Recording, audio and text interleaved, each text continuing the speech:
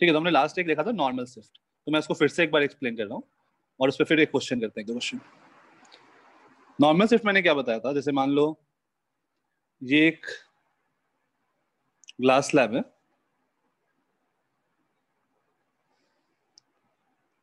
यहाँ पे एक पॉइंट है, तो ये रे आया, बेंड किया और फिर ये इधर बेंड किया।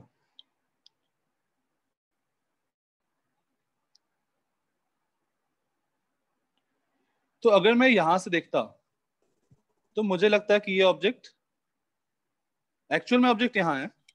अगर मैं मीडियम के अंदर से देखता तो मुझे लगता है कि ऑब्जेक्ट यहाँ रखा हुआ सर ये क्या डिराइव करवा रहे हैं?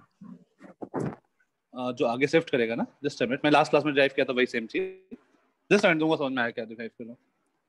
अब अगर मैं यहां से देख रहा हूँ तो मुझे क्या लगेगा कि ऑब्जेक्ट यहाँ रखा हुआ है, राइट। अगर मैं यहां से देख रहा हूँ तो मुझे I2 दिखेगा, अगर मैं यहां से देख रहा हूँ तो मुझे I1 दिखेगा, और एक्चुअल ऑब्जेक्ट यहाँ पे है, एक्चुअल ऑब्जेक्ट। ये सबको फील आ रहा है या नहीं? हेलो हेलो सर, हाँ, अभी आप ये कौन सा शिफ्ट कर रहे थे? Normal shift. मैं लास्ट क्लास का रिकैप कर रहा हूँ। अच्छा अच्छा सर। ओके ओके, तो हमने ये देखा था कि मान लो अगर इसका थिकनेस T है और ये डिस्टेंस अगर x है, मान लो यहां से यहां,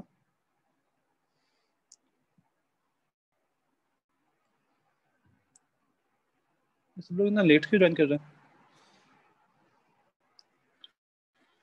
तो ये डिस्टेंस कितना होता था, जो मैं स्लैब से देखूंगा तो मुझे कितना डिस्टेंस पे दिखेगा? लेट्स से इसका रिफ्रैक्टिव इंडेक्स म्यू है, इसका रिफ्रैक्टिव इंडेक्स 1 है, तो मुझे कहाँ दिखेगा इमेज?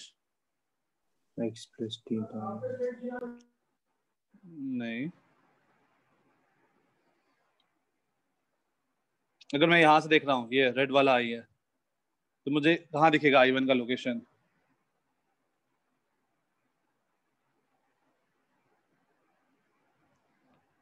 दूर दिखेगा, पास दिखेगा? सर दूर दिखेगा। दूर दिखेगा तो मुझे म्यू से मल्टीप्लाई करना सर ये होगा, mu is greater than 1, mu x आएगा। Mu x. यस ठीक सर। है, तो अगर मैं इस सरफेस से टोटल डिस्टेंस देखूं तो ये हो जाएगा म्यू एक्स प्लस टी, ये टोटल डिस्टेंस। अब अगर मैं यहां से देख रहा हूं ये ग्रीन वाले आई से, तो फिर मुझे लगेगा कि ऑब्जेक्ट कहां पर है, म्यू एक्स प्लस टी पे, बट मैं रेयरर से देख रहा हूँ, डेंसर की चीज को, तो मुझे फाइनल इमेज जो ये वाला है, ये कहां पे दिखेगा? कम डिस्टेंस पे दिखेगा, that is mu x plus t by mu पे दिखेगा। सर ये वो I2 वाले केस में हम लोग को I1 दिखना चाहिए था, पर हमें I2 दिखता है, उनका कोई रोल नहीं है ना? एक मिनट, I2 वाले केस में हमें I2 I1 किसको दिखना बोल रहा चाहिए हो? अच्छा, सर, इसको वो I2। हाँ सर, उसमें हमें हाँ तो I1 उसको, दिखना चाहिए था, लेकिन हमें I2 दिख रहा है, इसलिए कम नहीं, डिस्टेंस। हाँ एक्चुअली में हमें मतलब रे इस सरफेस पे आ रहा था I1 से, लेकिन वो बेंड हाँ किया, तो मुझे ऐसा लगेगा कि मैं I2 को देख रहा हूँ, मेरा ऑब्जेक्ट जो है वो I2 वाले पोजीशन पे है। मतलब ओ का हम अभी इसमें नहीं ले रहे, वो कंसिडर हो गया। हाँ, वो तो कंसीडर हो गया पहले वाले में ही, पहला वाला जब बेंड किया ना लाइट, वहां पर वो कंसीडर हो गया। Okay sir. ठीक है, तो देखो शिफ्ट कितना हुआ, ये जो शिफ्ट हुआ यहाँ से यहाँ, this is normal shift.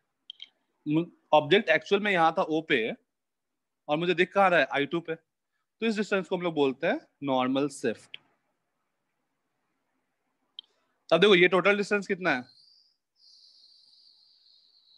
x plus T है क्या? हाँ सर वो हाँ mu x plus T divided by mu, वो कैसे हो सर? अगर हम लोग रेयर मीडियम से डेंसर मीडियम की चीज को देखते हैं तो मुझे कितना डिस्टेंस पे दिखता है? h अपन म्यू पे दिखता है ना। हाँ सर। तो ये देखो कहाँ पर है, यहाँ पर म्यू एक्स प्लस टी पे डिस्टेंस पे है, तो मुझे कहाँ दिखेगा? Mu x plus T upon mu पे दिखेगा। सर हाँ, सर नॉर्मल शिफ्ट का जो आपने पार्ट बताया वो एक और बार बताइए ना। हाँ देखो नॉर्मल शिफ्ट होता क्या है कि जो मेरा ऑब्जेक्ट यहाँ पर था, इस पोजीशन पे मैं हाईलाइटर करता हूँ, मेरा ऑब्जेक्ट यहाँ पर था इस पोजीशन पे, ब्राउन हाईलाइटेड पोर्शन, बट जब मैं यहाँ से देख रहा हूँ तो मुझे इमेज ऑब्जेक्ट कहाँ दिख रहा है, ये।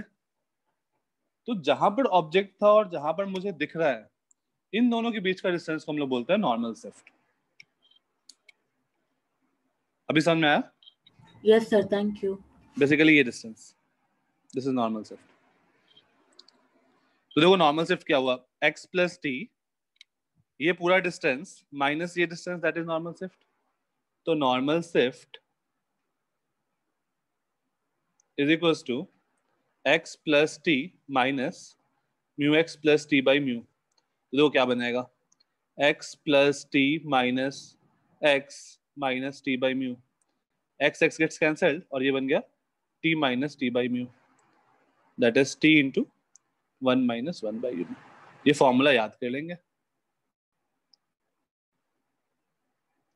क्योंकि थोड़ा टाइम लगा इस फॉर्मूला ड्राइव करने में। सर ये फॉर्मूला किस किस चीज के लिए लगाएंगे एक बार क्वेश्चन दोनों? हाँ मैं तुमको एप्लीकेशन बता रहा हूँ उसका। जब अरे भी बीच में आ जाएगा कोई। हाँ जब भी वो बीच में आएगा, मैं तो एक मिनट।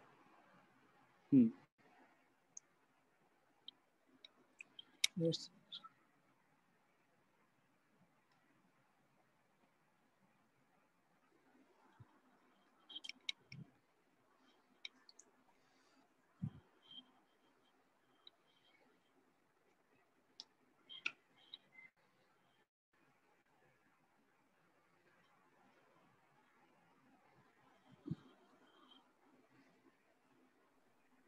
सर सर आप एक बार नॉर्मल शिफ्ट वापस समझा सकते हो?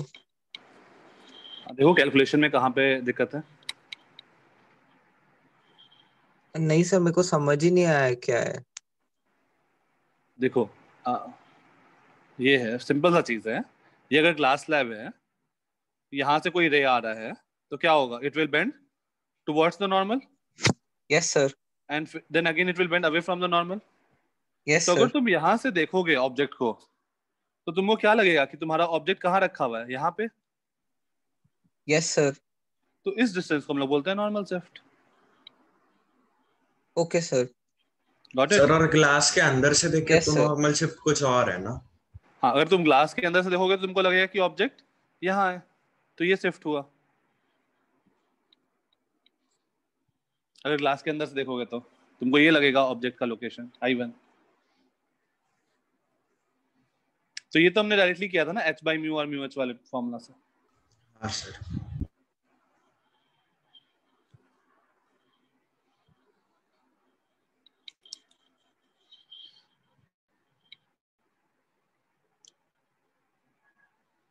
डन।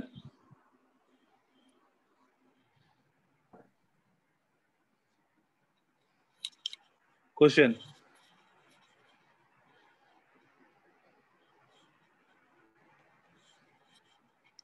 लेट्स से ये एक स्फेरिकल मिरर है of radius of curvature 60 centimetre. यहाँ पे एक ग्लास स्लैब है, इसका थिकनेस पता नहीं, इसका रिफ्रैक्टिव इंडेक्स इज 3/2। एक ऑब्जेक्ट रखा है यहाँ पे such that this distance is 62 centimeter.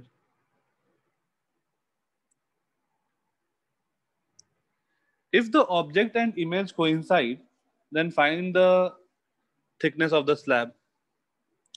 If the object and image coincide, then find the thickness of the slab. ये हमने क्लास में ये क्वेश्चन किया था क्या, इस टाइप का? No No, sir, sir. Combo वाला कोई नहीं किया था। ओके हमने प्लेन मिरर वाला किया था ना। हाँ Yes, sir. ओके ये क्वेश्चन ट्राई करो।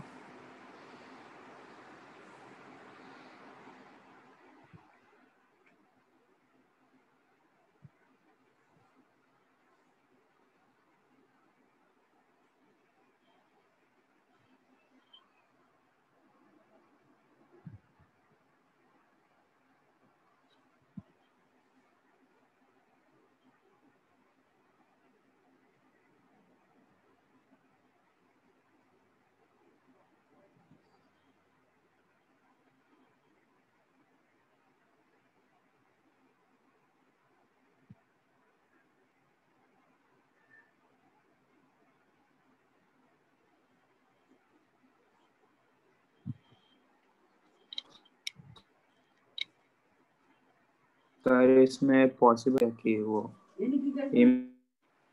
क्या? सर वो इमेज ग्लास पे बनेगा, मतलब ग्लास पे नहीं, मतलब इसका ऐसा नहीं हो मतलब है रहा कि ना? नहीं, इमेज और ऑब्जेक्ट कोइंसाइड करे, मतलब रे जाए और फिर वापस से जब रिवर्स आए तो उसी पोजीशन पे इमेज बने। तो एक तो तुम ये रे ले लो, एक तो ये रे ले लो, सीधा गया सीधा वापस आ जाएगा। और दूसरा कोई एक रे सोचो।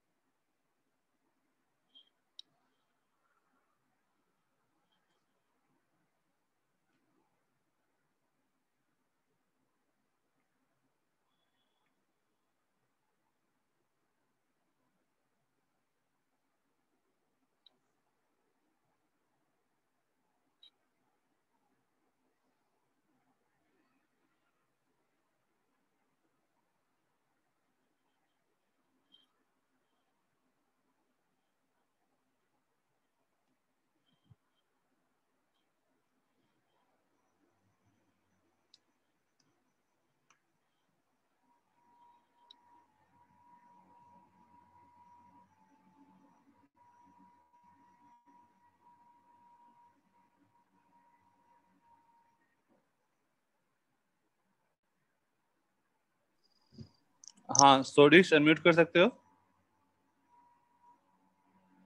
सर हाँ हाँ सोडिश, कैसे प्रोसीड किया जाए? सर मैं अभी 1 मिनट में भी कर रहा हूँ, 1 मिनट। ओके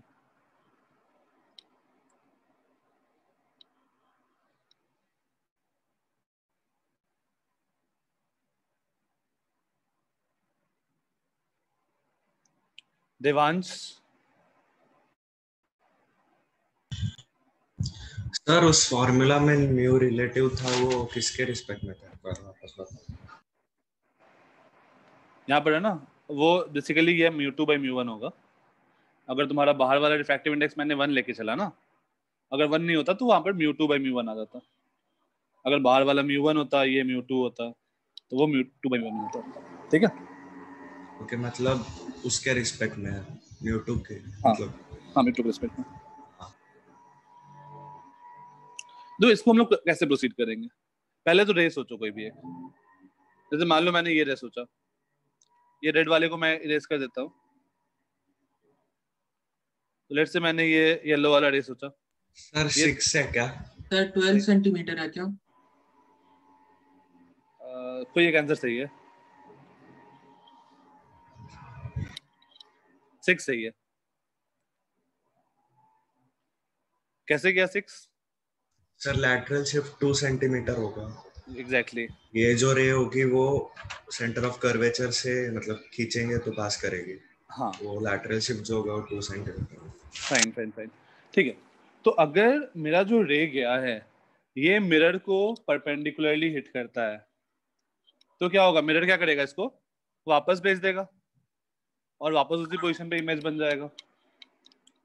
तो अगर मिरर को परपेंडिकुलरली हिट करना है तो मिरर को क्या लगना चाहिए कि ऑब्जेक्ट कहाँ पर है? Centre of curvature. Centre of curvature पे। तो मिरर को लगना चाहिए कि ये डिस्टेंस जो है दिस इज 60। मतलब इसका शिफ्ट कितने का हुआ? 2 सेंटीमीटर का। तो शिफ्ट शुड बी 2। तो हम लोग लिख सकते हैं t इंटू 1-1/μ शुड बी 2। और यहां से बन जाएगा t इंटू 1-1/3/2 इक्वल टू 2। और यहां से आ जाएगा t equal to 6 centimetre. Easy था। सर अगर वो मिरर फॉर्मूला लगाते तो वो कैसे करते हैं? मिरर फॉर्मूला कैसे लगाओगे? सर वो मिरर के रिस्पेक्टिव में डिस्टेंस ले लेंगे वो लैटरल शिफ्ट माइनस करके। ठीक है, तो तुमने लैटरल शिफ्ट x मान लिया, ठीक है, तो वो ऑब्जेक्ट डिस्टेंस हो गया तुम्हारा 62 माइनस x। हाँ सर, वो उसमें सर इमेज वो डिस्टेंस क्या लेंगे वही इमेज समझ। डिस्टेंस, हाँ, तो इमेज डिस्टेंस भी अगर तुम्हारा 62 माइनस एक्स है तो मिरर क्या भेजेगा, मिरर तो वापस उसको 62 माइनस एक्स पे ही भेजेगा ना, हाँ सर। ठीक है। या फिर डायरेक्टली सोचो ना, ज्यादा बेटर है कि अगर सेंटर ऑफ कर्वेचर पर तुम ऑब्जेक्ट रखोगे तो इमेज वहीं पे बनेगा।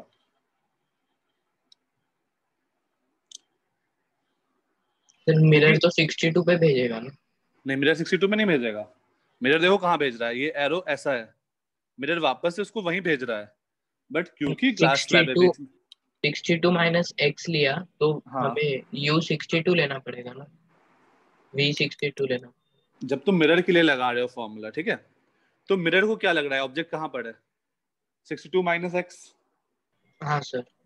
और मिरर इमेज को कहाँ पे भेजेगा, वहीं पे भेजेगा 62 माइनस एक्स। तो तुमको u को भी 62 माइनस एक्स लेना पड़ेगा, v को भी 62 माइनस एक्स लेना पड़ेगा, दोनों माइनस साइन में। सर लेकिन इमेज और ऑब्जेक्ट तो कोइंसाइड कर रहा था। हाँ, देखो u और v सेम आ रहा है तुम्हारा। अच्छा, तुम अगर मिरर ऐसे, के रिस्पेक्ट में। हाँ, तुम अगर u को 62 माइनस एक्स लो with a minus sign and v को भी माइनस 62 माइनस एक्स लो, और f क्या है, f इज 30 माइनस माइनस 30, 30। तो यहाँ से भी तुम सॉल्व करके निकालो तो आ जाएगा आंसर। हाँ 1 सर, बाई मैंने 62 ले लिया था sir. 1 by v plus 1 by u is equals to 1 by f।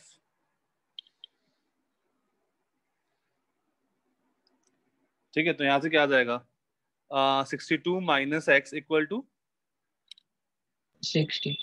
60, x equal to 2, तो शिफ्ट आ गया 2 सेंटीमीटर का, फिर शिफ्ट का फॉर्मूला लगा दो, फाइन। Yes sir. ओके, ठीक है, तो हर बार मुझे यही अप्रोच करना है कि जो मेरा रिफ्रैक्टिंग या फिर रिफ्लेक्टिंग सरफेस है उसको क्या दिख रहा है कि ऑब्जेक्ट कहाँ पर है। जैसे मोस्ट ऑफ द टाइम ना तुम्हारा क्वेश्चन नहीं पूछेगा कि find the distance x at which the object should be placed so that object and image coincide। Most of the time यही क्वेश्चन पूछता है, ऑब्जेक्ट एंड इमेज कोइंसाइड। जैसे कि अपना नेक्स्ट क्वेश्चन,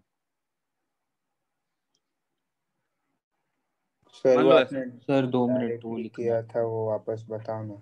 कौन सा, मतलब रे लेके किया था आपने परपेंडिकुलर ठीक, ठीक है, ठीक, तो। Okay okay okay. तो मैंने वहां पे क्या बोला कि ये रे जो गया, अगर ऑब्जेक्ट एंड इमेज कोइंसाइड करे, इस ये तभी होगा ना जब वो रे जाके मिरर को परपेंडिकुलरली हिट करेगा, तो मिरर उसको वापस भेज देगा उसी पाथ पे। मतलब हमने इसमें पहले यूज कर लिया कि वो सेंटर ऑफ कर्वेचर पे ही हो सकता है हाँ, ऐसा। सेंटर, मिरर को लगे कि ऑब्जेक्ट सेंटर ऑफ कर्वेचर पर है तो इमेज सेंटर ऑफ कर्वेचर पे बनाएगा। तो बस तुमको ये क्योंकि कॉन्सेप्ट वही यूज एक करना था। केस पॉसिबल है। हाँ, वही एक केस पॉसिबल है, तो बस मिरर को ओके लगना चाहिए कि उसके सेंटर ऑफ कर्वेचर पे, खत्म। ओके ठीक है, यस। ओके, हो गया नोट। हाँ ठीक है, ये क्वेश्चन सबका होना चाहिए, सेम टाइप का क्वेश्चन है, बस थोड़ा सा, मान लो ऐसा है, ये एक रिफ्लेक्टिंग सरफेस है of radius of curvature r, इसमें मैंने लेट्स से पानी डाल दिया,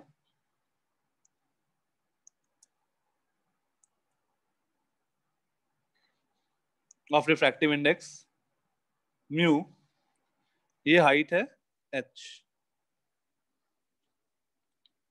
क्वेश्चन है कि यहां से कितने हाइट ऊपर हम लोग एक ऑब्जेक्ट रखें, find x so that object and image coincide।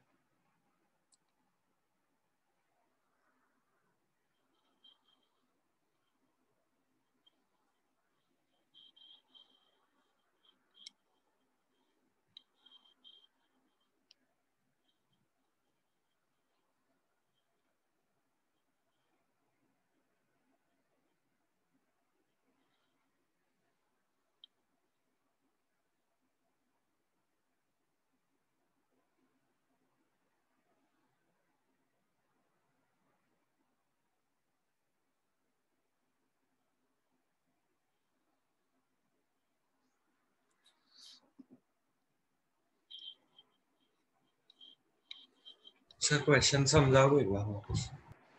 Question है कि जैसे मान लो यहाँ पर मेरे पास एक ऑब्जेक्ट है ओ, तो ये x का वैल्यू क्या होना चाहिए सच दैट कि जैसे मान लो यहाँ से रे आया, it will bed towards the normal, ये इसको हिट किया और वापस से इमेज जो है, मतलब ये रे आया था और वापस से जो इमेज बनेगा वो वापस से ओ पे ही बन रहा है, तो बताना x का वैल्यू क्या होगा?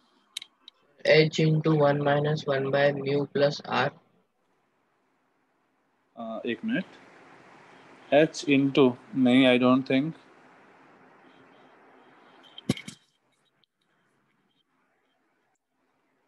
सर इसमें आर रेडियस ऑफ कर्वेचर है। हाँ आर रेडियस ऑफ कर्वेचर है।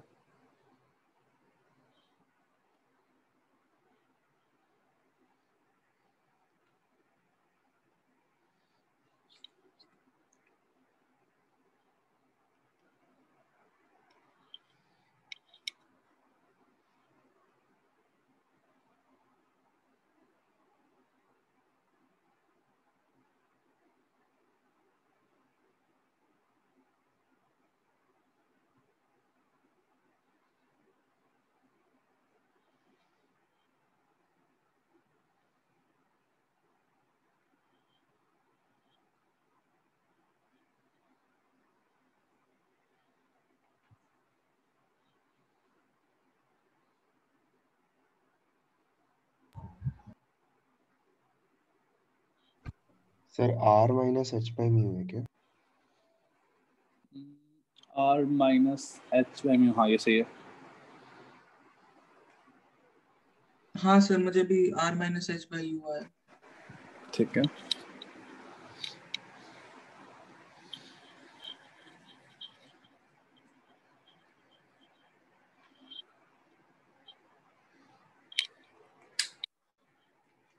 हम लोग कैसे सोचेंगे? सर पहले हमने अज्यूम कर लिया कि जो अपेरेंट मतलब जो मिरर को लगेगा ऑब्जेक्ट कहाँ पर है वो डिस्टेंस एक्स डैश ले लेंगे। तो वो तो Equation मिरर को लिख क्या के लगेगा कि जो, सेंटर ऑफ कर्वेचर पे हुई। हाँ ये डिस्टेंस क्या लगेगा अगर तुम अंदर से देखोगे तो ये डिस्टेंस तुमको म्यू टाइम्स ऑफ एक्स दिखेगा, दूर दिखेगा ऑब्जेक्ट। तो मिरर को क्या दिखेगा कि वो object mu x plus H पे है और ये किसके बराबर होना चाहिए? r. आर। अगर मिरर को लगा कि ऑब्जेक्ट सेंटर ऑफ कर्वेचर पे है तो मिरर क्या करेगा, वापस सीधा वापस भेज देगा उसको। तो यहाँ से क्या आ जाएगा, mu times of x equal to r minus h, और यहाँ से आ जाएगा x equal to r minus h upon mu. Easy था?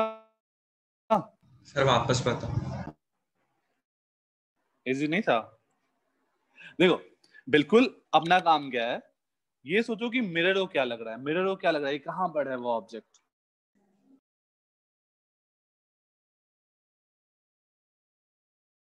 सर आप सेंटर। क्या किया आपने?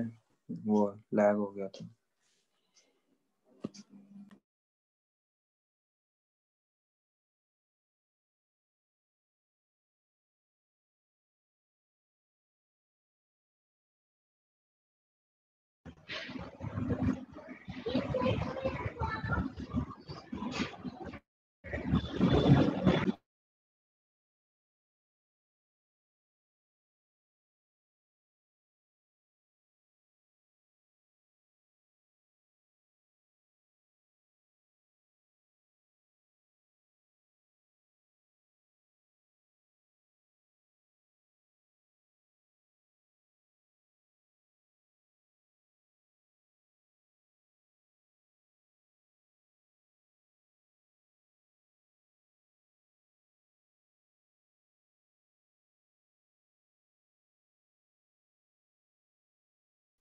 Hello sir.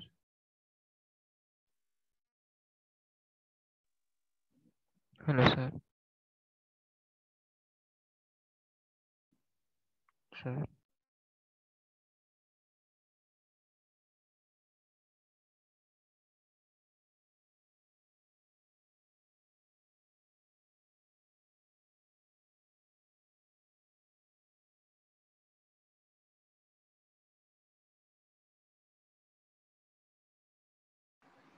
हाँ हेलो। आवाज आ रही है मेरी? Yes sir. ओके, स्क्रीन भी आ रहा है? हाँ सर। ठीक है, तो सबसे पहले ये सोचो कि मिरर जो है, मिरर को क्या लगेगा कि ऑब्जेक्ट कहाँ पर है? अगर तुम अंदर से देख रहे हो लिक्विड के अंदर से, तो तुमको लगेगा कि object mu times of existence पे है, और टोटल हाइट क्या हो जाएगा मिरर के लिए? Mu x plus H. हाँ मोहित, ठीक है? यस सर, समझ गया मुझे तो। ओके, तो वो किसके बराबर होना चाहिए? रेडियस ऑफ कर्वेचर के बराबर। क्वेश्चन हाँ खत्म। सर। ठीक है, अब ये सब काम हम लोग कब कर सकते हैं? फॉर ये टॉपिक स्टार्ट किया था तो हमने क्या कंडीशन लगाया था? Sine i equal to tan i लगा एंगल बहुत छोटा है। एंगल बहुत छोटा है, हम लोग नॉर्मल व्यूइंग के लिए किए थे। बट व्हाट इफ एंगल बड़ा हो? क्या हम लोग ये काम कर सकते हैं? नहीं। नहीं। तो एक क्वेश्चन करो जिसमें एंगल बड़ा है, जैसे सर मान लो। पिछले वाले में हाँ, r minus h by mu कैसे है? मुझे म्यू कॉमन नहीं आया था। म्यू कॉमन नहीं आया था मतलब? सर मैंने लिया कि वो x प्लस एच डिस्टेंस पे होगा कुछ हाँ, टोटल। x प्लस और एच क्या है? फिर सर वो ऑब्जेक्ट डिस्टेंस ना। ये डिस्टेंस को तुमने h माना? नो सर, नीचे एच है ना एक। नहीं नहीं नहीं, तो तुम्हारा x प्लस एच डिस्टेंस पे नहीं है ना ऑब्जेक्ट। तुम अगर अंदर से देख रहे हो, पानी में से देख रहे हो, नहीं ठीक है? सर, मैंने एक्चुअल डिस्टेंस लिया, फिर उसके बाद लैटरल शिफ्ट लिया x plus h minus r, मतलब उसको लगना चाहिए एक मिनट आर में, पे। लैटरल शिफ्ट कब होता है? जब तुम्हारा ग्लास स्लैब हो। यहाँ पे ग्लास स्लैब है? No sir. तो कैसे फॉर्मूला यूज सर करेंगे हम लोग बट वो? मान सकते हैं ना, क्योंकि रेक्टेंगुलर थोड़ी है। तुम्हारा शिफ्ट जो होगा that is mu x minus x, ये शिफ्ट होगा। सर बट वो वापस मतलब मिरर और पानी के बीच में कुछ तो स्पेस होगा थोड़ा, उसके हिसाब से। हम लोग मानते हैं जैसे जो भी मीडियम है ना, जस्ट उसके ऊपर हम लोग मानते हैं वो मिरर उस मीडियम के लिए बिहेव कर रहा है वैसा। यहाँ पे या परपेंडिकुलर हिट करना पड़ेगा। सर अगर वो वाटर थोड़ा सा ऊपर रहता तो मेरा मेथड काम करता क्या? वाटर थोड़ा सा ऊपर रहता नहीं, वहां पर तुम जो फॉर्मूला लगा रहे हो ना, t into 1 minus 1 by mu, वो यस तभी सर। लगेगा जब तुम्हारा स्लैब पैरेलल हो, ऐसा हो, तभी तो तुम हाँ फॉर्मूला सब ओके डिराइव सर। कर पाओगे। हाँ सर, समझा। ठीक वो है, वाटर वो कर्व शेप में है। हाँ। सर आपने ये सॉल्यूशन डिस्कस करने के बाद क्या बोला था? कुछ नहीं, हाँ कुछ सर बोला कुछ मैंने? तो एंगल बढ़ा, ऐसा कुछ तो हाँ बोला। हाँ, अच्छा वो, हाँ ये वाला जो काम है, जैसे म्यू एक्स डायरेक्ट हमने ये हाइट बोल दिया म्यू एक्स, ये हम लोग कब बोल सकते हैं? जब मेरा एंगल बहुत छोटा हो। हम लोग नॉर्मल व्यूइंग कंडीशन लगाए थे और तब ये चीज डिराइव किए थे, राइट, लास्ट क्लास में। तो हाँ अगर मेरा एंगल बड़ा हुआ, जैसे कि मान लो ऐसा क्वेश्चन, ये एक कंटेनर है, let's say of side length 40 cross 40, length ये 40 है और ये भी 40 है। लेट्स से एक आदमी है, उसका आई का पोजीशन यहाँ पे है, सच दैट उसका आई का पोजीशन यहाँ पे है, सच दैट ये उसके ऊपर वाला पोर्शन देख सकता है, ये पोर्शन देख सकता है, लेकिन ये पोर्शन उसको नहीं दिखेगा। ये यहाँ पे कोई ऑब्जेक्ट रखा हुआ है तो ये सब नहीं दिखेगा उसको, ठीक है? ऐसा वो उसके यहाँ का पोजीशन है। अगर मान लो यहाँ पर कोई पॉइंट ऑब्जेक्ट है, let's say at a distance of 10 centimetre from this point, और मुझे ये पॉइंट देखना है, अपने आँख के पोजीशन को चेंज नहीं करना है, मुझे उस पॉइंट को देखना है। तो मैंने क्या किया, इसमें पानी भरा और रिफ्रैक्टिव इंडेक्स लेट्स से 4/3, तो यहाँ से लाइट बेंड होगा और मुझे ये पॉइंट दिख सकता है। तो तुमको बताना है कितना पानी भरना पड़ेगा हमें। H, find H so that the point P becomes visible to the observer. Visible to the observer. Sir कहाँ है ये बी पॉइंट? ये है पॉइंट P. हाँ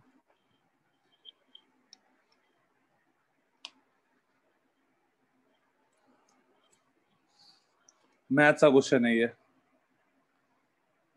हाँ फिजिक्स सर का नहीं है, ज्योमेट्री का क्वेश्चन है बस.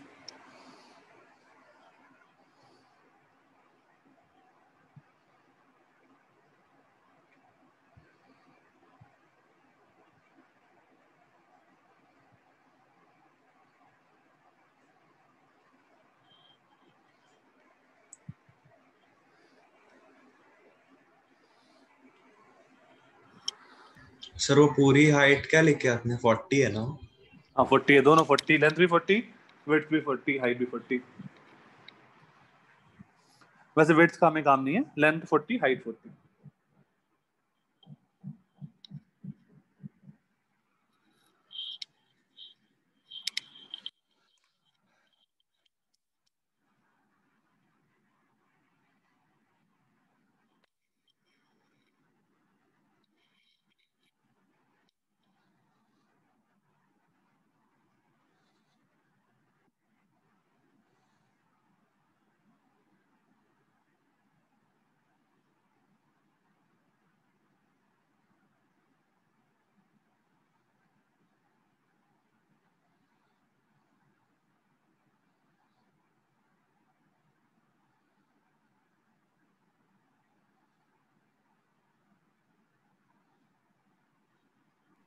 सर आंसर 40 हो सकता है क्या? आंसर 40 हो सकता है, but I don't think so. Answer तो मुझे भी नहीं पता, एक बार तो तरीका बताओ क्या किया. सर वो ऑब्जेक्ट को 10 सर सेंटीमीटर बस हाइट मेरे पे से लेना पड़ेगा बनाना ना? है। ऑब्जेक्ट को 10 सेंटीमीटर हाइट पे लेना पड़ेगा. मतलब उसकी इमेज 10 सेंटीमीटर ऊपर बननी चाहिए ना, क्यों? ताकि उसको दिखेगा. क्यों? सर क्योंकि वो एंगल 45 और उस लाइन लेकिन ये काम हम लोग तभी कर सकते हैं ना जब हम लोग ऐसे यहाँ से देखते हैं. अच्छा हाँ सर. नॉर्मल व्यूइंग वाला कॉन्सेप्ट कुछ भी नहीं लगाएंगे. प्रॉपर ज्योमेट्री से सॉल्व करो. सर एक मिनट, साइन सर बस नेल्स लॉ के टर्म्स में साइन आई का वैल्यू आ गया है, अभी उसको यूज करना पड़ेगा बस. करो. तो बहुत ज्यादा रूट में आंसर आ रहे हैं. क्या आ रहा है? सर पहले तो साइन आई का वैल्यू 3/4√2 आया अभी.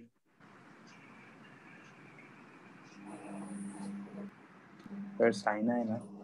अच्छा ठीक है, मतलब थोड़ा वो सा रूट में आ रहा है. हाँ ठीक है, चलेगा, कोई दिक्कत नहीं है. उसको तुम ना डेसिमल में मत कन्वर्ट करो, आगे प्रोसीड करो. डेसिमल में नहीं कन्वर्ट करते हैं, पता है ना?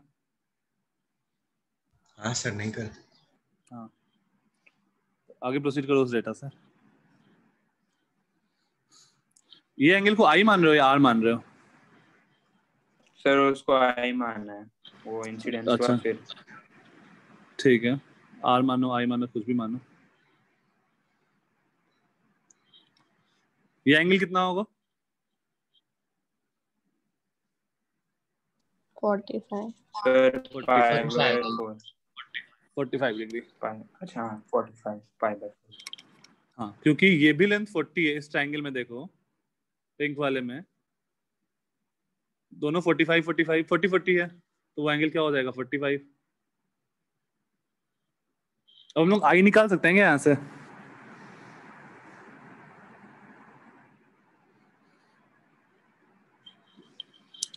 सर 10/3√23. √23. Yes sir 10/3 into √23. अच्छा 4/3 sine i equal to 1 into sine 45. तो यहाँ से हमारे पास आ गया sine i is equal to sine i क्या हो जाएगा? 3/4√2. तो मुझे साइन आई मिल गया. अब क्या करें? सर उसमें लगा दो ज्योमेट्री, वो नीचे वाला जो ट्रायंगल है पानी में। और ये पिंक वाला, पिंक और येलो वाला। सर येलो वाला, ये येलो वाला उसका 10 बेस होगा और हाइपोटेनस रूट ऑफ 10 स्क्वायर एक प्लस मिनट, बेस 10 कैसे होगा? सर ज्योमेट्री लगाओ। हाँ बताओ कैसे लगाऊं मैं ज्योमेट्री जो बेस 10 आ रहा है? सर वो सेंटर, जो वो कहाँ पर दिया है कि वो सेंटर है? सर सेंटर नहीं हो सकता। हो सकता है सर बट हम एज्यूम क्यों करेंगे? हाँ एक मिनट सर, फिर उसके लिए भी एक वेरिएबल लेना पड़ेगा। गड़बड़। नहीं लेना पड़ेगा। एक वेरिएबल में कुछ काम चलेगा। ये डिस्टेंस कितना होगा? कोई बिना न्यू वेरिएबल इंट्रोड्यूस किए बताओ, और एंगल के टर्म में नहीं बताना कि h10i, वो लेंथ कितना आएगा?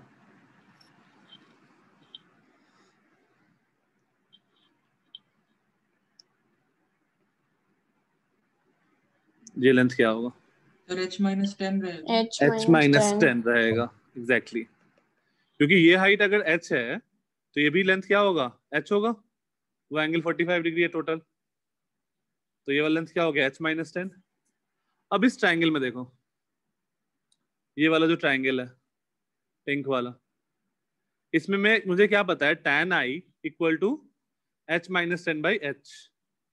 tan i equal to h-10 by h, right? Yes sir. यहां तक किसी को कोई दिक्कत? अब साइन आई मुझे पता है तो मैं tan i का वैल्यू निकाल सकता हूं क्या? ये आई है, ये लेंथ 3 मान लो, ये मान 4√2, 16 टू द 32 माइनस 9 23, तो tan i क्या आ गया? 3/√23।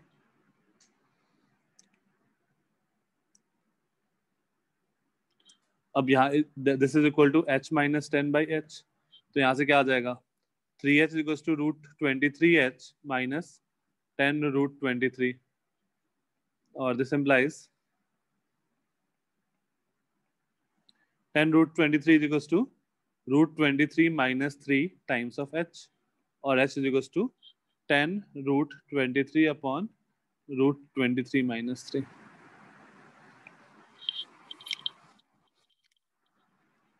क्या ये फिजिक्स का क्वेश्चन था? नहीं सर, बस एक स्नेल्स लॉ लगा और कुछ बस एक फिजिक्स का था, मतलब वही स्नेल्स लॉ था, स्नेल्स लॉ और कुछ नहीं। और कुछ भी नहीं। ठीक है, तो जब हम लोग का रेज या फिर जब हम लोग नॉर्मल व्यू नहीं कर रहे हैं तो हम लोग वैसा कोई कुछ भी फॉर्मूला नहीं लगाएंगे h/μ या μh वाला। हम लोग सीधा क्या करेंगे? प्रॉपर ज्योमेट्री में आएंगे और फिर देखेंगे कि क्या क्या सीन बन रहा है। ओके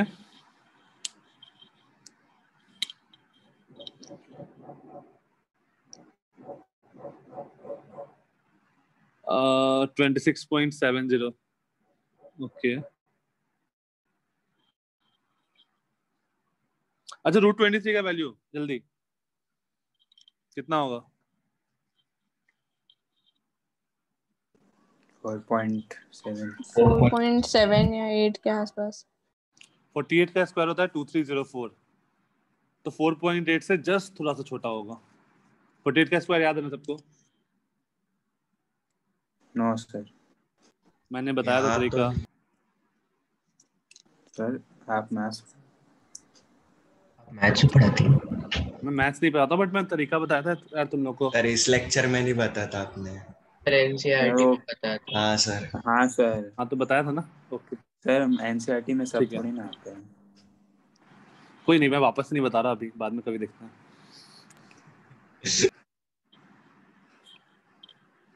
ठीक है डन। तो ये अगर मुझे रफ कैलकुलेशन करना होगा तो 10 इंटू 4.8 अपॉन 1.8 और 1.8 से 18 3 जा 54, 18 2 जा 36, 1 2 0, 18 5 जा 90, 2.3 मान लो तो 23 के आसपास आएगा आंसर। बट इतना करने की जरूरत नहीं है, हम लोग यहीं पे आंसर छोड़ देंगे।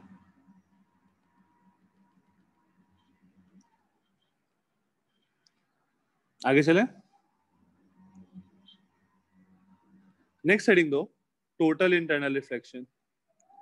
Total internal reflection, critical angle sir आता है कुछ। हाँ सर ये वाला पार्ट हमें पार्ट टेस्ट में आ रहा है, टोटल इंटरनल रिफ्लेक्शन।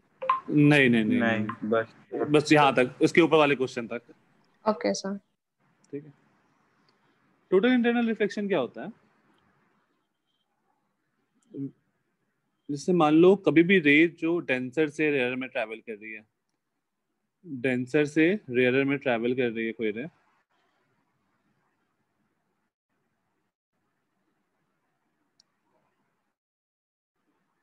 इसका बहुत अच्छा एप्लीकेशन हम लोग करते हैं, जो फाइबर कनेक्शन है सब।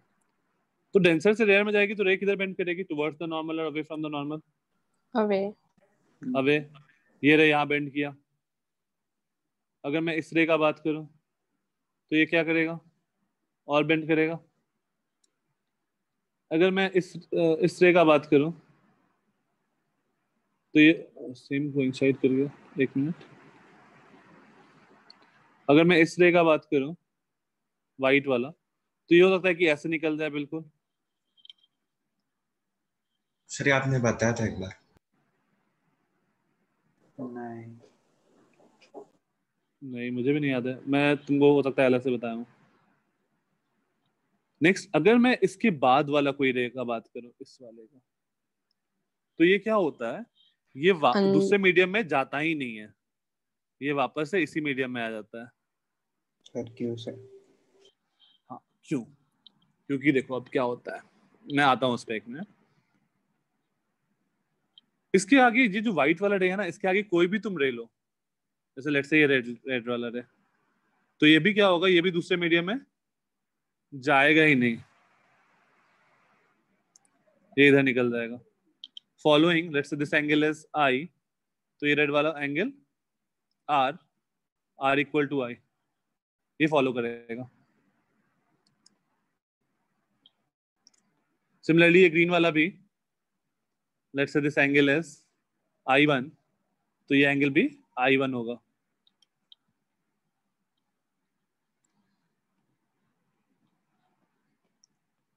तो ये जो कंडीशन हुआ ना, ये जो रे वापस से उसी मीडियम में आ गया, इसको हम लोग बोलते हैं टोटल इंटरनल रिफ्लेक्शन। सर ये टेंथ में था ना सर, क्रिटिकल एंगल वाला। हाँ आ रहे। ये जो व्हाइट वाला रे है जो जस्ट ग्रेज करता हुआ निकल गया, ग्रेज का मीनिंग मैंने लास्ट क्लास में बताया था। ये जो व्हाइट वाला एंगल, हाँ बस छूता गया, उस आई वाले एंगल को हम लोग बोलते हैं critical angle, critical angle of incidence. Sir एक बार इसके पहले जो एंगल वाला पार्ट था ना, दोनों साइड पे वो वाला वापस बताओ ना। वहां पर क्या हो रहा है? रिफ्लेक्शन हो रहा है। तो रिफ्लेक्शन में क्या होता है? Angle of incidence equal to angle of reflection होता है ना। हाँ सर, वही चीज है। देखो एंगल ऑफ इंसिडेंस और एंगल ऑफ रिफ्लेक्शन सेम है। ठीक है, तो टीआईआर होने के लिए कंडीशन क्या है? पहला कंडीशन फॉर टीआईआर, क्या क्या कंडीशन लग रहा है बताओ?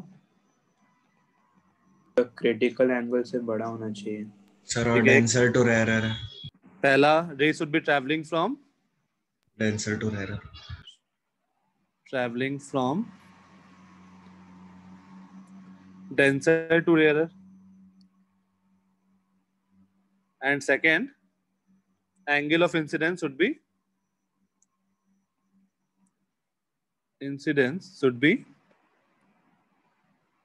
greater than critical angle, greater than critical angle।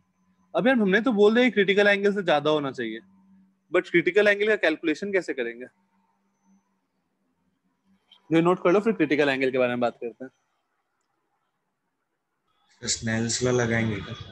हाँ स्नेल्स लॉ से आएगा। sin r1 सर वो साइन इनवर्स ऑफ जो भी उसका रेसिप्रोकल 1 आ जाएगा। ठीक है ठीक है। सर ऊपर स्क्रॉल करो। हो गया सर। सर सेकंड पॉइंट दिखाइए ना।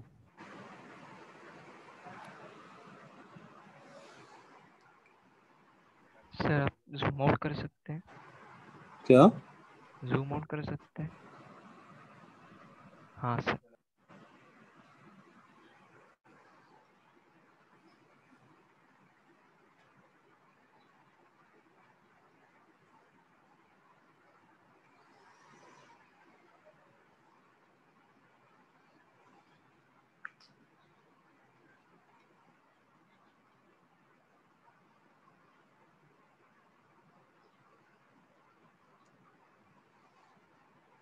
सर आपने टॉपिक लिखा था तब ब्रैकेट में क्या लिखा था उधर? TIR, okay. Total internal reflection.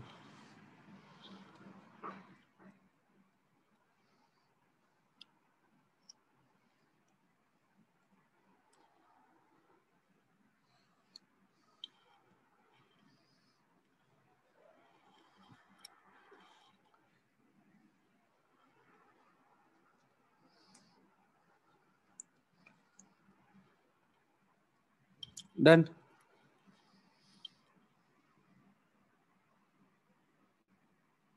है, देखते हैं आगे। अब देखो क्या होगा यहाँ पे। सेकंड पॉइंट्स क्या है मतलब? Angle of incidence should be greater than critical angle. कौन सा एंगल ऑफ इंसिडेंस? जैसे मान लो ये रेयरर है और ये डेंसर है, तो डेंसर से रे इधर गया, तो ये जो इस एंगल को हम लोग क्या बोलते हैं? Angle of incidence. This angle should be greater than critical angle. Sir थोड़ा ऊपर कीजिए ना, फर्स्ट पॉइंट देखना। हाँ बस। ओके, अभी समझ में आया कि कौन सा एंगल का बात कर रहे हैं? सर कौन से एक्सिस के रिस्पेक्ट में मतलब? अरे जो इंटरफेस है ना, ये इंटरफेस है ना जो दो मीडियम को सेपरेट हाँ। करा रहा है, उस पे जो इंसिडेंट किया ये नॉर्मल है, तो एंगल ऑफ इंसिडेंस हम लोग कैसे डिफाइन करते हैं? वो रे का एंगल, इंसिडेंट रे और नॉर्मल के बीच का एंगल, तो वो हाँ जो सर। एंगल है ना वो ग्रेटर देन क्रिटिकल एंगल होना चाहिए। हाँ सर ठीक। ठीक है, एंगल ऑफ इंसिडेंस हमेशा हम लोग उसको बोलेंगे नॉर्मल के साथ जो एंगल बना रहा है incident ray, that is angle of incidence. Fine. Yes sir.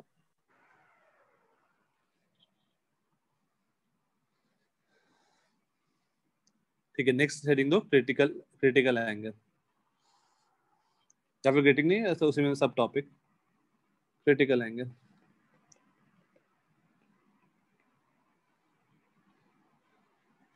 तो लेट्स से ये रेयरर मीडियम है, रिफ्रैक्टिव इंडेक्स μ1, और ये डेंसर मीडियम है, refractive index μ2।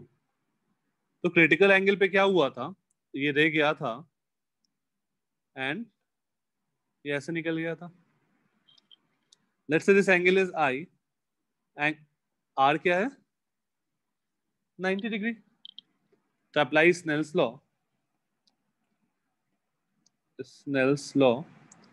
μ2 sin I is equals to μ1 sin R। अब देखो बुक में हो सकता है कि तुम्हारे में μ1 इधर लिया हो, μ2 इधर लिया हो, उसमें कंफ्यूज मत करना। तो यहां से हमारे पास आ जाएगा μ2 sin I, sin R क्या हो गया? 1 हो गया, sin 90, और ये इस एंगल को हम लोग बोल देंगे क्रिटिकल। तो यहां से आएगा I critical equal to sine inverse μ1 by μ2। Yes.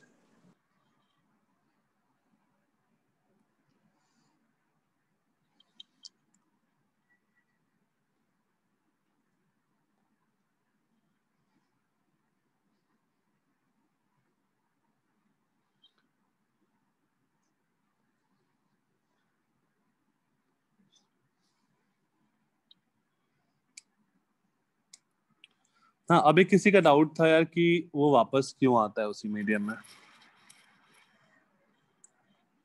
Yes sir मेरा। हाँ, तो एक काम करो,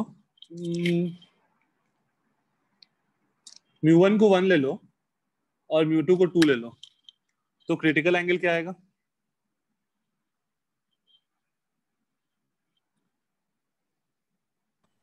थर्टी 30। तो यहां से रे आया और ये ऐसे निकल जाएगा, and i critical is sine inverse μ1 को मैं 1 लिया एंड μ2 नीचे लिया था ना, हाँ, μ2 को मैं 2 लिया, तो i critical is sine inverse μ1 by μ2 और this implies i critical equal to 30 degree. तो अगर मेरा रे 30 डिग्री पे गया तो वो इधर निकल गया। लेट्स से ये एंगल 45 डिग्री हुआ, तो इस रे के साथ क्या होगा? स्नेल्स लॉ लगा के देखो क्या होगा इसके साथ।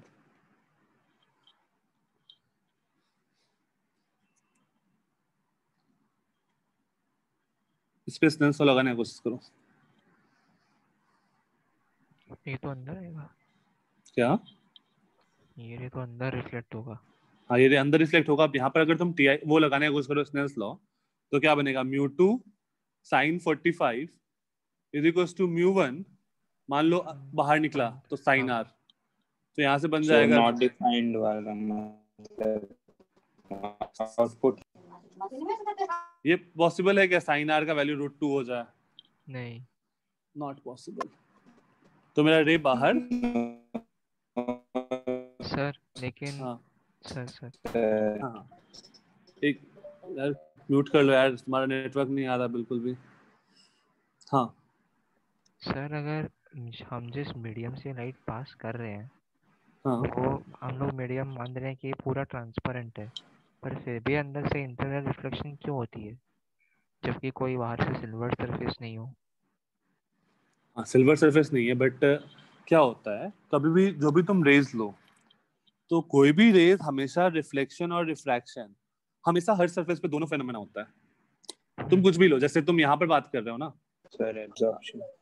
हाँ, यहाँ पे कोई भी रे, yellow, light green, white, dark green, कोई भी रे लो, उसमें रिफ्लेक्शन और रिफ्रैक्शन दोनों फेनोमेना होता है हमेशा। एब्जॉर्प्शन भी होता है वहां पे थोड़ा बहुत, ट्रांसमिशन भी होता है। तो जब ये वाला केस है, जब क्रिटिकल एंगल से ज्यादा वाला केस है, येलो वाला लाइट, तो रिफ्रैक्शन पॉसिबल ही नहीं हो पा रहा है, राइट? इसलिए मेरा पूरा का पूरा क्या हो जाता है? अंदर रिफ्लेक्ट कर जाता है, और ये एंगल क्या हो जाता है? 45 डिग्री। सर मतलब जब क्रिटिकल एंगल अचीव नहीं किया तब भी कुछ थोड़ा सा पार्ट रिफ्लेक्ट होता है। हाँ, हमेशा मतलब हमेशा रिफ्लेक्शन क्रिटिकल साथ एंगल के बाद टोटली अंदर आ जाता है।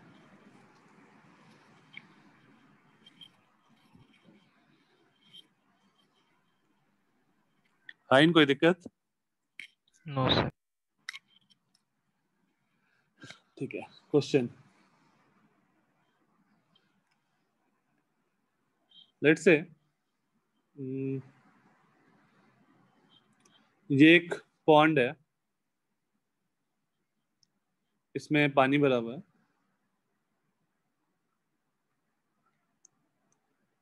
इसमें पानी भरा हुआ है,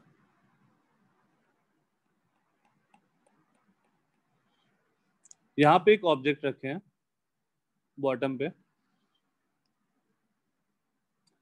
इसका हाइट जो है दिस इज, हाइट क्या लें, कुछ भी ले लेते हैं, लेट्स से 5 मीटर, या डेप्थ बोल दो, डेप्थ इज 5 मीटर। तो क्या होगा, यहां से रेज निकलेगा and it will bend away from normal, denser से rare, mu is let's say 4/3। तो मुझे जो होगा ना, यहाँ पर एक पर्टिकुलर एरिया, एक ब्राइट स्पॉट दिखेगा, तुमको बताना है उस ब्राइट स्पॉट का एरिया क्या होगा।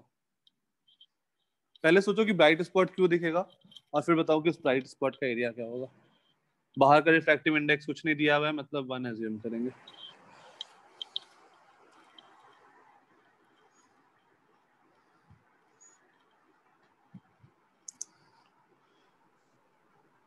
सर क्वेश्चन नहीं समझा। क्वेश्चन है कि ये एक पॉन्ड है, पॉन्ड के अंदर एक मैंने सोर्स रखा है, लाइट का सोर्स रख रखा है, ठीक है? तो वहां से लाइट निकल रहा होगा। तो अगर तुम ऊपर से देखोगे ना तो तुमको एक वो वाइड, हर डायरेक्शन में निकल रहे हैं। हाँ वो हर डायरेक्शन निकल रहा होगा, लाइट तो हर डायरेक्शन से आ रहा होगा ना। तो तुम ऊपर से देखोगे तो तुमको एक पैच दिखेगा लाइट का। तुमको बताना है उस वो पैच कैसा दिखेगा और उस पैच का एरिया क्या होगा। जैन में हुई ना, अभी तो करीना का वेट चल रहा है। हेलो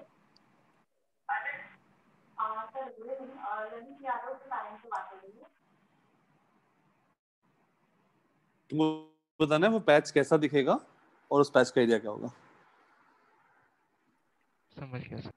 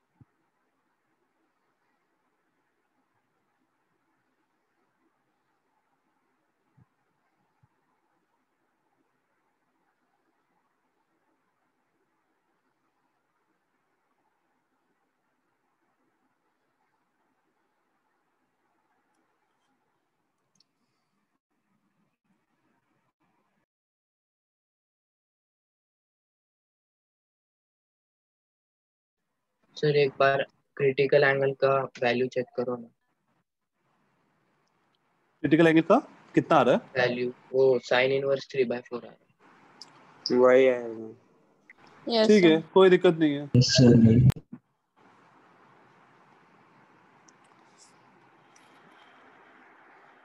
सर 6 है क्या फिर ब्राइट स्पॉट वाला में? वो 6 है मतलब कौन क्या 6 है? तो जब ब्राइट स्पॉट वाला एरिया होगा वो, अच्छा नहीं, एक सेकंड, पूरा एरिया निकालना है। नहीं 6 तो पॉसिबल ही नहीं है।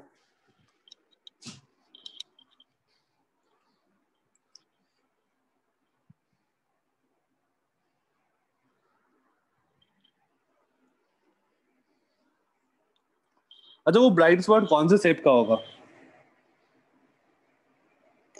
सर्कल। सर्कल सर्कल सबको फील आ रहा है? नहीं सर समझा। देखो यहाँ पे पॉइंट है, तो यहाँ पर लाइट है, यहाँ पे वो सरफेस है, तो ये रह गया यहाँ पे निकल गया, ये रह गया यहाँ निकला, ये रह गया यहाँ निकला। इसके बाद वाला रे जो होगा वो उधर जाएगा ही नहीं। Sir please right. Scroll up. Sir 9 पाई है क्या? 9 पाई रेडियस 3 आया। हाँ फिर एक मिनट चेक करते हैं radius. Sir approximately 100 centimetre square आ रहा है। हमारा साइन आई क्रिटिकल कितना बन रहा है? 3/4 ना? Yes sir. 3/4 तो ये बन जाएगा √7। तो यार 9 एग्जैक्ट 9 तो नहीं आएगा यार रेडियस। 175/9 पाई। आंसर आएगा वही 175 R/H equal to i tan I बनेगा 3/√7। तो ये बनेगा H is 5, तो 15/√7 बन रहा है रेडियस।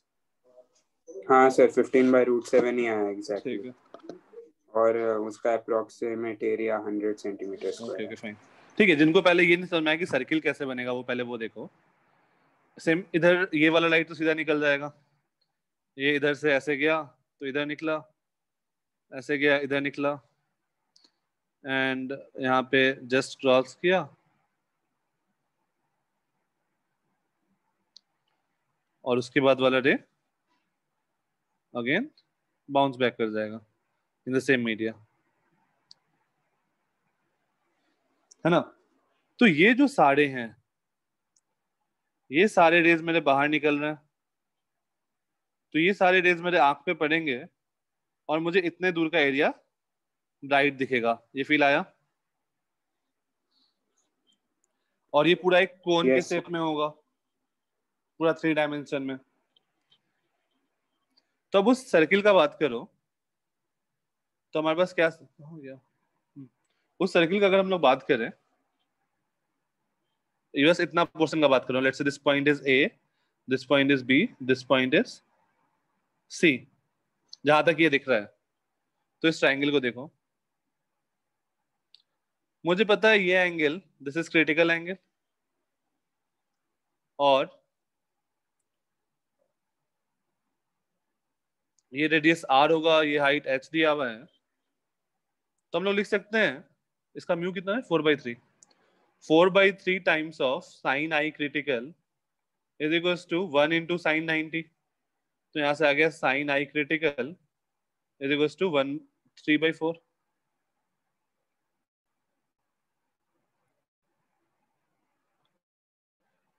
इज इक्वल्स टू, अरे यार,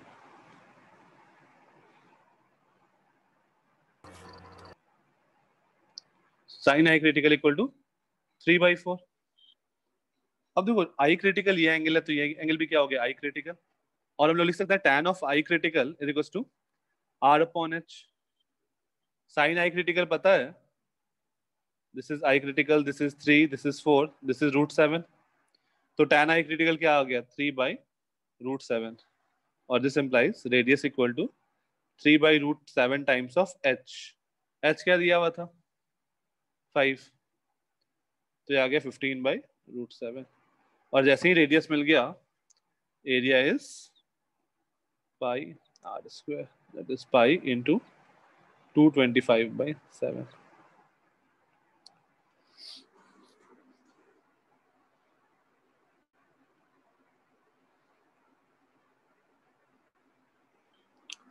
इजी था ये क्वेश्चन? हाँ सर इजी था, बस रेडियस निकालना था। बस रेडियस निकालना था और कुछ भी नहीं था।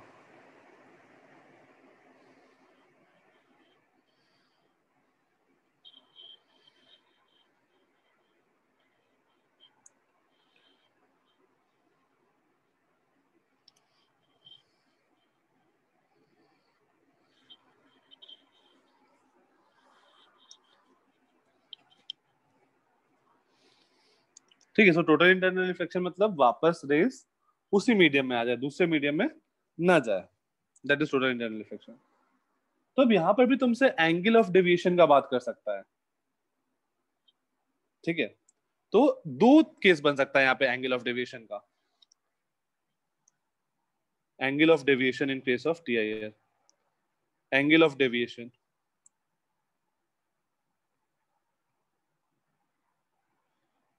तो दो केस बनेगा, एक I is greater than critical angle. तो क्या होगा angle of deviation?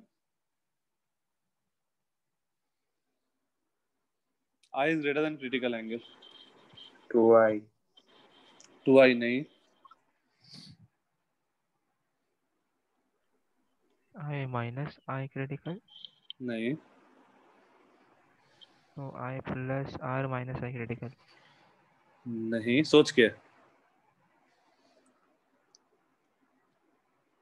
Sir 180 minus 2i। 180 minus 2i। अगर I greater than I critical है तो ये रे ऐसे निकल जाएगा। तो डेविएशन कितना हुआ? ये वाला एंगल, ये एंगल भी I होगा, तो ये एंगल क्या हो जाएगा? 180 माइनस 2i। सर वो एंगल I क्यों होगा? क्योंकि रिफ्लेक्शन हुआ है। रिफ्लेक्शन रिफ्लेक्शन हुआ ना, total internal reflection, angle of incidence equal to angle of reflection, आया ना। अच्छा, अगर I less than I critical हुआ तो फिर क्या होगा?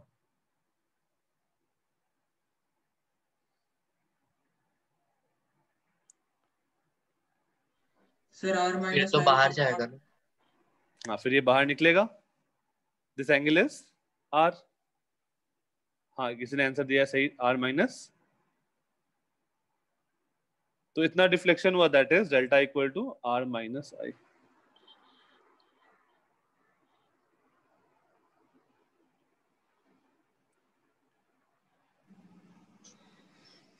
फाइन, किसी को कोई दिक्कत? i माइनस r क्यों होगा? नहीं, वो उल्टे केस के लिए i माइनस r होगा क्या?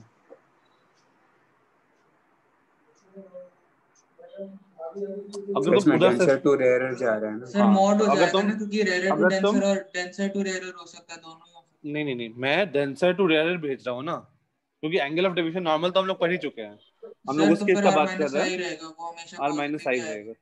हाँ, और वैसे भी हम लोग डायरेक्शन दिखा रहे हैं ना, एरो का डायरेक्शन, तो तुम प्लस माइनस का क्या मतलब है फिर, अगर तुम डायरेक्शन बता रहे हो तो कोई मतलब नहीं है। देखो मैंने क्लॉकवाइज डायरेक्शन दिखाया है डेल्टा का। हाँ सर, ठीक है, ओके। आज की क्लास में किसी को कोई डाउट? हाँ सर ये जो एंगल ऑफ डेविएशंस है दोनों केस, वो रेयर टू डेंसर में है या डेंसर टू रेयर? तुम बताओ, और कोई नहीं बताएगा। Denser to rare. फिर हो गया, ये डेंसर है, तभी तो हम लोग ग्रेटर देन बात की है ना। हाँ तभी तो क्रिटिकल एंगल का बात कर रहे हैं, अदरवाइज क्रिटिकल एंगल का बात ही नहीं होता। हाँ ठीक है, ओके। और कोई डाउट किसी को? तो आई थिंक तुम लोग एचसी वर्मा में just a minute,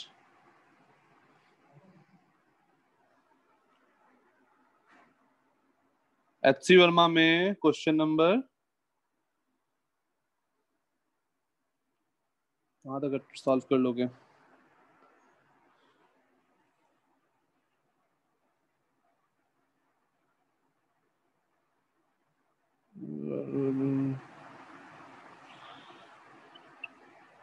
up to question number 33 HCV solve up to question. एक क्वेश्चन मैंने बीच में तुम लोगों को पिछले बार स्किप करवाया था, वो क्वेश्चन भी ट्राई सॉल्व कर लोगे इस बार, क्वेश्चन नंबर 11 ऑल्सो, वो मैंने पिछले बार स्किप कराया था। फाइन,